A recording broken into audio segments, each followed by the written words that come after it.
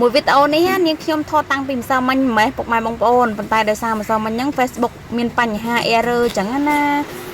ខាងក្រុមហ៊ុន Facebook គេអាប់ដេតចឹងទៅ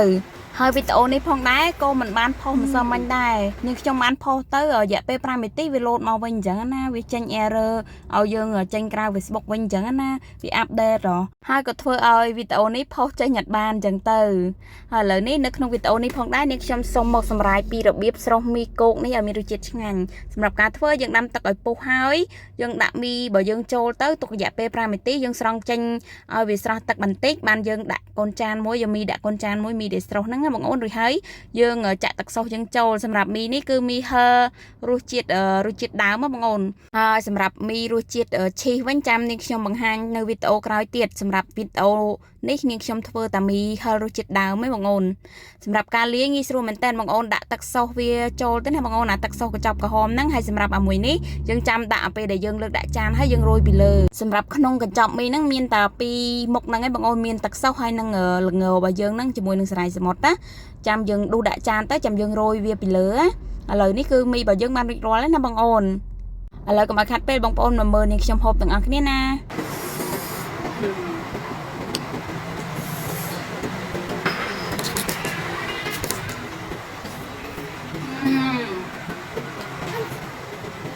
យ៉ាងនេះលក្ខណៈថាធ្វើវីគូហូបទៀតហើយដឹករសជាតិ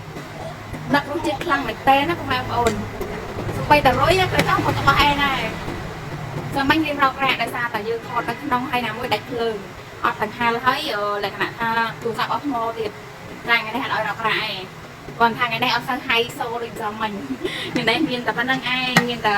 សាច់ជ្រូក3ជាន់ពងស្រួយហើយនឹង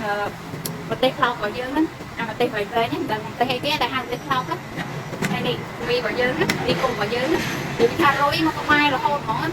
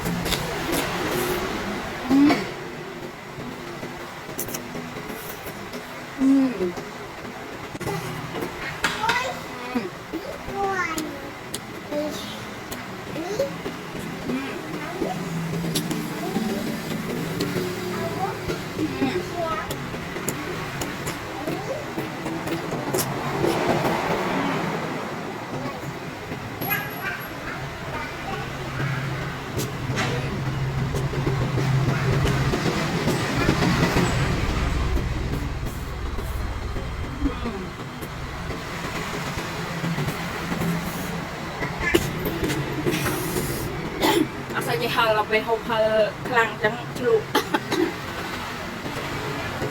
យើងងុំចឹងមក